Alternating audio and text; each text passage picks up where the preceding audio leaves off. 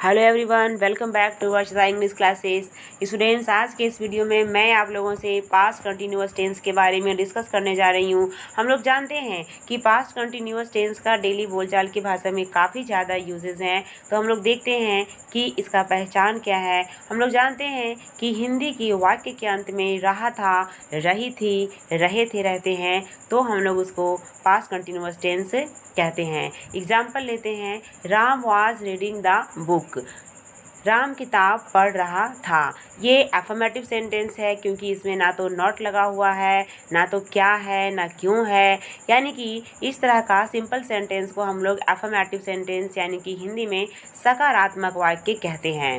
एक और सेंटेंस लेते हैं, Sita was playing cricket. Sita cricket खेल रही थी। यानी कि राम के साथ भी यहाँ पे हेल्पिंग वर्ब का वाज का यूज़ किया गया है, सीता के साथ भी यहाँ हेल्पिंग वर्ब वाज का यूज़ किया गया है। लेकिन अगला ही sentence, we were playing cricket, इसमें सब्जेक्ट प्लूरल है स्टूडेंट्स, इसीलिए यहाँ पे हेल्पिंग वर्ब वर का यूज़ किया गया है। साथ ही तीनों ही सेंटेंसेस में वी फोर का यूज़ किया गया है। रीडिंग, जिसमें कि मुख्य क्रिया रीड है, उसमें आईएनजी लगाया गया है। सीता वाज प्लेइंग क्रिकेट, उसमें भी प्लेइंग में आईएनजी लगाया गया है। वी वर प्लेइंग क्रिकेट, इसमें भी प्लेइंग में आईएनजी लगाया गया है। यानी कि इसमें वी फोर का यूज़ करते हैं लास्ट में अदर वर्ड। स्ट्रक्चर देखते हैं स्टूडेंट्स, सब्जेक्ट प्लस वाज या were plus V1 plus ING other word. यानी कि V1 के साथ जब हम लोग आईएनजी लगाते हैं तो उसको हम लोग V4 भी कहते हैं। यानी कि सिंगुलर सब्जेक्ट के साथ हम लोग इसमें वाज का यूज़ करते हैं, जैसे आई, ही, सी, इट, वन नेम, चाहे सीता नाम हो या गीता हो, सिंगुलर नेम हो, तो वहाँ पे हम लोग हेल्पिंग वर्ब वाज का यूज़ करते हैं। यू के साथ हम लोग जानते हैं हमेशा वर का यूज़ करते हैं, और प्लूरल के साथ भी हम लोग पास्ट कंटिन्यूअस में वर का ही यूज़ करते हैं। जैसे दे, वे लोग, वी, हम लोग, राम एंड श्याम, एक साथ राम और श्याम जब सब्जेक्ट के रूप में लेते हैं तो वो भी प्लूरल ही माना जाता है, तो उसके साथ भी हम लोगों को वर का यूज़ करना है। निगेटिव सेंटेंसेस लेते हैं students. Example, he was not running, इसको हम लोग इस तरीके से भी लिख सकते हैं, ही वॉजंट रनिंग। यानी कि वॉज और नॉट को एक साथ जब हम लोग बोलते हैं या लिखते हैं तो शॉर्ट फॉर्म उसका वॉजंट होता है। वह नहीं दौड़ रहा था, यानी कि सिंगुलर है यहाँ पे सब्जेक्ट ही, उसके साथ हम लोगों ने वाज का यूज़ किया हुआ है। साथ ही हेल्पिंग वर्ब वाज के जस्ट बाद नॉट निगेटिव शब्द का यूज़ किया हुआ है, इसीलिए हम लोग इसको निगेटिव सेंटेंसेस बोलते हैं क्योंकि इसमें नॉट का यूज़ किया हुआ रहता है। नेक्स्ट सेंटेंस देखते हैं, बॉयज़ वर नॉट सिंगिंग, लड़के नहीं गा रहे थे।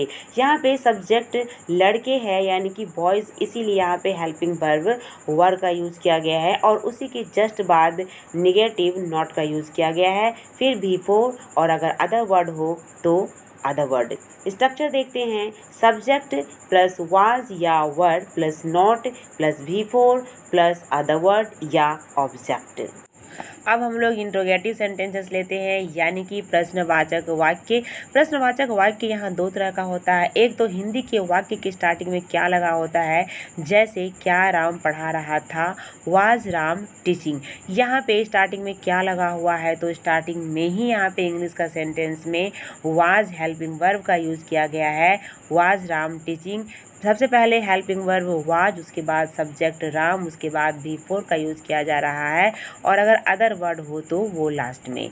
नेक्स्ट सेंटेंस लेते हैं, क्या वे लोग नहीं खा रहे थे, वर दे नॉट ईटिंग। यहाँ भी शुरू में ही वर हेल्पिंग वर्ब का यूज़ किया गया है क्योंकि वाक्य के स्टार्टिंग में ही यहाँ भी क्या लगा हुआ है, उसके बाद सब्जेक्ट दे, उसके बाद नेगेटिव नॉट का यूज़ किया गया है, उसके बाद V4 का यूज़ किया गया है। अगर हम लोग चाहें तो यहाँ पे वर और नॉट को एक साथ स्टार्टिंग में ही लिख सकते हैं, वरंट दे ईटिंग।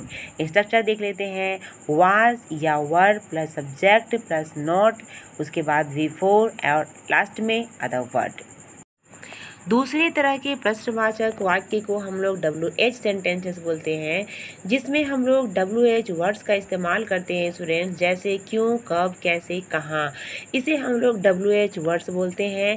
जैसे वे लोग क्यों पढ़ रहे थे, यहाँ पे क्यों, ये क्यों WH वर्ड है। Why were they reading, यहाँ पे सबसे पहले हम लोग देखते हैं वाई का यूज़ किया गया है, जो कि एक WH वर्ड है। उसके बाद हेल्पिंग वर्ब, फिर सब्जेक्ट का यूज़ करते हैं और उसके बाद V4 का यूज़ करते हैं अदर वर्ड। एक और सेंटेंस लेते हैं, वह क्या खा रहा था, What was he eating। यहाँ भी बीच में क्या आ रहा है, जो कि एक WH वर्ड है, इसीलिए सबसे पहले यहाँ पे WH वर्ड वाट का यूज़ किया गया है। उसके बाद हेल्पिंग वर्ब वाज और उसके बाद सब्जेक्ट V4 का यूज़ किया गया है।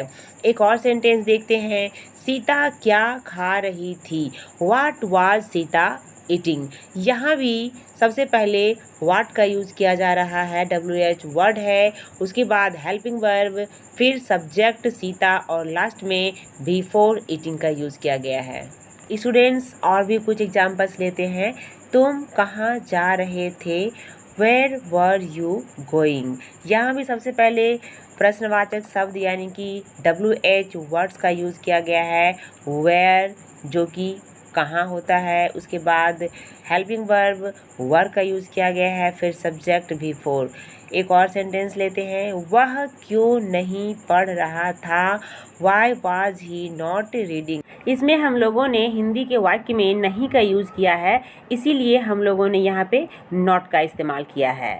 सबसे पहले WH वर्ड वाई का यूज़ किया गया है, उसके बाद हेल्पिंग वर्ब वाज, उसके बाद सब्जेक्ट, फिर नॉट यानी कि नेगेटिव, उसके बाद V4। स्ट्रक्चर देखते हैं स्टूडेंट्स।